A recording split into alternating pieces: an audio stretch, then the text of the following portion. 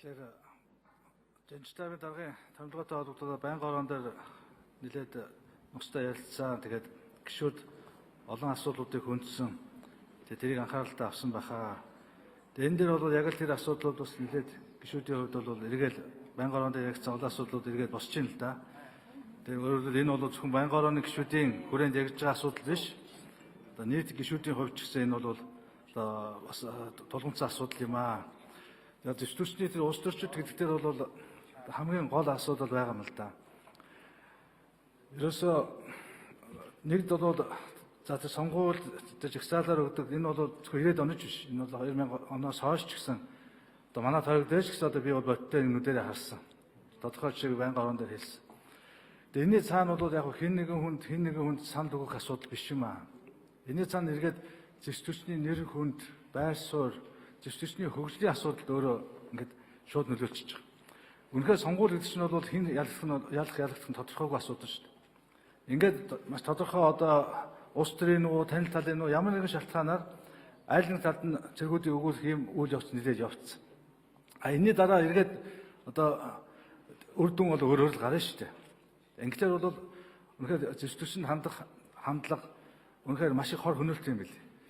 Ингээд яг энэ Батланбахын сайдаар ажиллаад байх тэр үед бол энэ бол их мэдрэгдэж ирсэн. Ерөөсөө маш олон одоо улс төрийн хүрээнээс бол ерөөсөө одоо баг цэрэг армаар яах юм, зэвсгчнэр яах юм, хинтээ байлгсан гэдэг нэг явган яриа маш их газар авч ирсэн. Энийг бид дарах гэж бол бас нэлээд одоо арга хэмжээ бол авсан шүү. Энэ бол үнэхээр одоо гэдэг Монгол улсын өөрийнх нь одоо тусгай тогтнолын том асуудал руу халдж байгаа хэрэг л. Гэхдээ энэ цааш шалтгаан харахад бол зэвсгчэнд байсан улс төржилтөөс л шууд бол хамаарч ирсэн юм бэл. Тэгээ энэ бүгдийг бол үнэхээр анхаарах хэрэгтэй. Энэний цаана бол одоо бид энэ юу яригдана? Одоо төрийн цэргийн бодлогын үнцийг байнгын ороогоор яриад эхэлсэн шүү дээ. Ажлын хэсэг дээр байгуулад. Тэгэхээр энэний бол бас энэ Жанчтайны даргын томилгоо бол өөрөө энэ одоо том бодлогын баримтчгийг 10 хэдэн жилийн дараа шинжлэх гэж байгаа. Энэний бол сайхан бэлтгэл ийм болцоотой хилцүүлэг болчихоо гэж би бас бодож байна. Ер нь бол одоо зарчмын том асуудлуудаа яг өнөөгийн төвшөнд одоо энэ ардчлалын 25 жилийн дараа бид бол үнэхээр зэвсгчний хөгжлийн шинжилгээний олон үе шатыг бол бас ардаа өнгөрөөлөө. Тэгээ энэ өндөрлөгөөс бол үнэхээр дараагийн 10-20 жилдээ хүчинтэй байх, зөв чиглэл зөв боловсролоор аваа явах энэ бодлогыг батлахад бол ихээхэн хэрэгтэй байхаа. Тэгээ яг энэ цаг үед бол ингээд Жанчтайны шинэ удирдлагууд томилогдож байгаа нь бол одоо энэ баримтчгээ батлуулаад энийгээ цаашдаа бол зөв хэрэгжүүлээд аваа явах юм сайхан болцоо гарна гэж бодож байгаа. За энэ дотор бол мэдээж яриг бидний хамгийн том одоо их хурл дээр олон талаас нь ярих хэрэгтэй, олон талаас нь бодох хэрэгтэй асуудал бол зэвсгчний нэгдмэл байдлын асуудал. Монгол улс бол нэгдмэл улс аа. Монгол улсад өнөөдөр олон зэвсгчин байж таарахгүй. Энэ бол бидний одоо хамгийн гол концепц байгаа. Энийг яаж хэрэгжүүлэх вэ гэдгийг тойроод бол бид нар одоо маш олон асуудлууд бол байдаг. Энэ бол байнгын орон дээр энэ чиглэлээр бол маш их одоо маргаан маш их одоо хилцүүлэг явагдах байх. Гэхдээ эргээд бол чуулган дээр орж ирэхэд та бүхэн энэ дээр бол бас үнэхээр олон талаас нухацтай байр суурь илэрхийлж энэ хилцүүлэг бол зөвхөн нэг байнгын ороогоор хязгаарлагдах биш. Ерөөсөө нийт ард түмнэрээ нийт одоо зэвсгчин энэ хамаарах бүх одоо байгууллага хүмүүс биевэрлэлтгүн мөн одоо их хурлын нийт гишүүд бол хамаарах байхаа гэж бодож байна.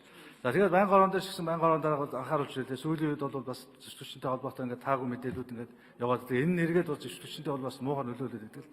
Тэгээд энэ бүгдийн ихэнх нь бол дандаа цаана улс төр гэдэг юм аа. Энэ салбарыг удирж ирсний үед бол үнэхээр маш сайн мэдж. Энэ бол тийм олон тендер, төсөв, хөрөнгө тийм бол үнэхээр одоо хөрөнгө оруулалтууд үнэхээр хомс. Харин их хурл энийг нэмж өгмөр байгаа. Тэгээд тэр хамаагүй тэрийн зохион байгуулалтнууд тэр эдгээр өөрснөө хотголцдоггүй. Тэр одоо энгийн иргэний байгууллагыг хийгээд өгчдөг. Гэхдээ тэр одоо санхүү эдийн засгийн чиглэлээр бол бэхжүүлээд өгөх нь бол зүйт. Одоо тэгэл нэг тийм улс төржүүлэл нэг тийм онгоцны мотор заасан гэдэг. Ямар ч онгоцны мотор заргадаг ш. Тэр одоо даваа генерал өөрөө энэ аж ахуй санхүү гэдэг хариулт өгч хэрэгтэй. Ямар ч онгоцны мотор заргадаагүй Оросын холбооны улсын нэг компанид $250 мянган одоо 70-70 онд зэвсгээс хасагдсан зарим нэг техникийн одоо хаягдл техник шихуу юм тийм ээ.